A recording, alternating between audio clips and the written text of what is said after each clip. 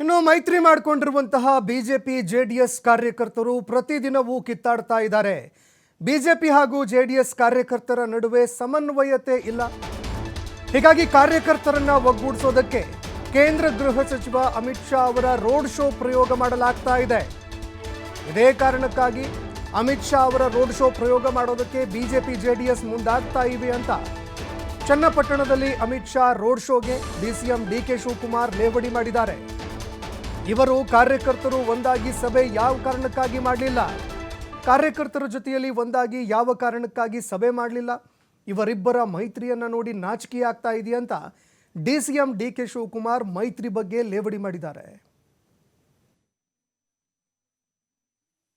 ಅಲ್ಲಿ JDS BJP ಒಂದಾಗಿದೆ, ಅಲ್ಲಿ ವರ್ಕರ್ಸ್ ಒಂದಾಗ್ತಾ ಇಲ್ಲ. ಎಲ್ಲೆಲ್ಲಿ ಅಲ್ಲಿ ವರ್ಕರ್ಸ್, ಅಲ್ಲಿ ಬಿಜೆಪಿ ವರ್ಕರ್ಸು ಜೆಡಿಎಸ್ ವರ್ಕರು ಬೆಳಗ್ಗೆ ಸಾಯಂಕಾಲ ಕಿತ್ತಾಟ ಮಾಡಿಬಿಟ್ಟು ಲೋಕಲ್ ಬಾಡಿ ಎಲೆಕ್ಷನ್ಸ್ ಎಲ್ಲ ಒಂದಾಗ್ತಾ ಇಲ್ಲ. ಅದಕ್ಕೆ ಅಮಿತ್ ಶಾ ಅವರು ಅಲ್ಲಿಂದ ಈಗ ಅಲ್ಲಿ ಹೇಳಿದ್ದಾರೆ, ನೆಕ್ಸ್ಟ್ ಇನ್ನೊಬ್ಬರು ಲೋಕಲ್ ರೆಡಿ ಮಾಡಿದ್ದಾರೆ. ಅವನಿಗೆ ಪಾಪ ಅವ್ನು ಕನಸು ಕಾಣ್ತಾ ಇದ್ದ, ಯಾರು ಯೋಗೇಶ್ ಎಲ್ಲ. ಇನ್ನು ಯೋಗೇಶ್ಗೆ ಅನುಭವ ಇಲ್ಲ ಸರ್. ಯೋಗೇಶ್ ಏನಾಗ್ತಾರೆ, ಅವ್ರ ಪಾರ್ಟಿ ಕಾರ್ಯಕರ್ತರು ಏನಾಗ್ತಾರೆ ಅಂತ ಇನ್ನೂ ಅನುಭವ ಇಲ್ಲ. ಪಾಪ ಜನತಾದಳ ಕಾರ್ಯಕರ್ತರು ಪಾಪ ಅವರು ಕೂಡ ಅತಂತ್ರ ಸ್ಥಿತಿಯಲ್ಲಿ ಪಾಪ ಅವರು.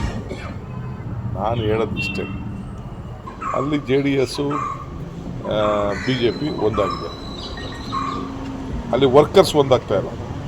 ಎಲ್ಲೆಲ್ಲಿ ಅಲ್ಲಿ ವರ್ಕರ್ಸ್, ಅಲ್ಲಿ ಬಿಜೆಪಿ ವರ್ಕರ್ಸು ಜೆಡಿಎಸ್ ವರ್ಕರು ಬೆಳಗ್ಗೆ ಸಾಯಂಕಾಲ ಕಿತ್ತಾಟ ಮಾಡಿಬಿಟ್ಟು ಲೋಕಲ್ ಬಾಡಿ ಎಲೆಕ್ಷನ್ಸ್ ಎಲ್ಲ ಒಂದಾಗ್ತಾ ಇಲ್ಲ.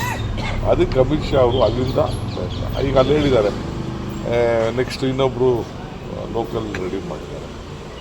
ಅವನಿಗೆ ಪಾಪ ಅವ್ನು ಕನಸು ಕಾಣ್ತಾ ಇದ್ದ, ಯಾರು ಯೋಗೇಶ್ ಎಲ್ಲ. ಇನ್ನು ಯೋಗೇಶ್ಗೆ ಅನುಭವ ಇಲ್ಲ ಸರ್.